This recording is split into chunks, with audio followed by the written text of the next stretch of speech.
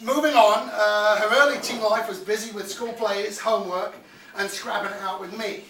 James, our younger brother, was still only about 5 at this point, and therefore still too cute and not in need of punching or swinging a Mexican marble bookend at him.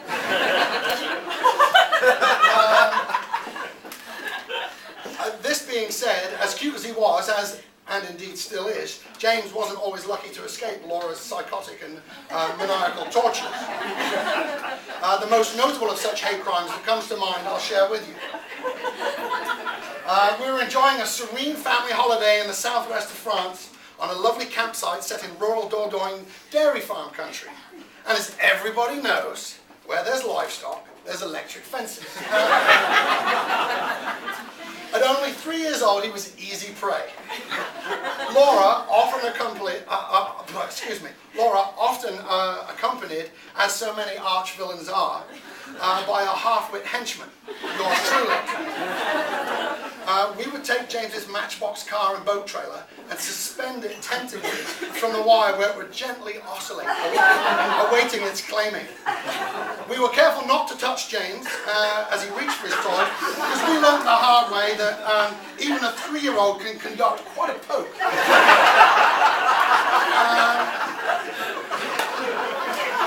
We would stand back, arms proudly folded, and watch as his tiny body convulsed as the bolt seared through him until he finally had enough. I mean, the funny thing is, though, cows get shot once before they get it.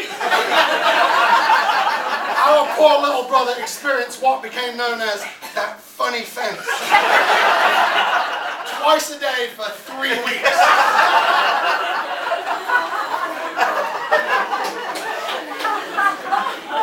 Having slimmed down and grown tall, she gained a couple of new nicknames.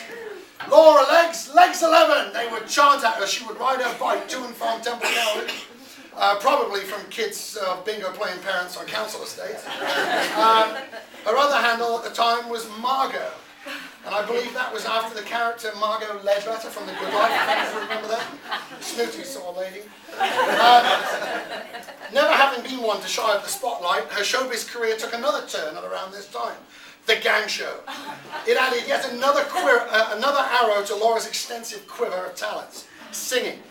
The Gang Show, for the uninformed, is a production put on by Boy Scouts, Girl Guides, and leaders, which is a collection of songs, dances, and sketches, lasting a couple of hours, just like a real professional show in a real theatre with real makeup.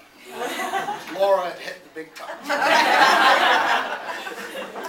Not only could the call of Hollywood, or at least Jim will fix it, not be far away from them, but the Gang Show introduced Laura to something some people can only dream of.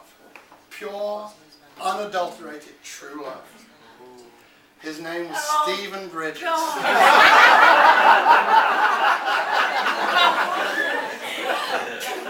He had eyebrows like a cross between Denis Healey and Leonid Brezhnev.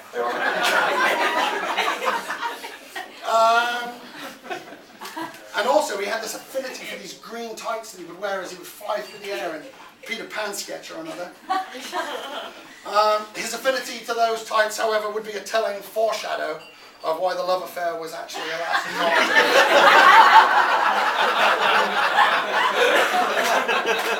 He now lives with his partner Derek in Chiswick.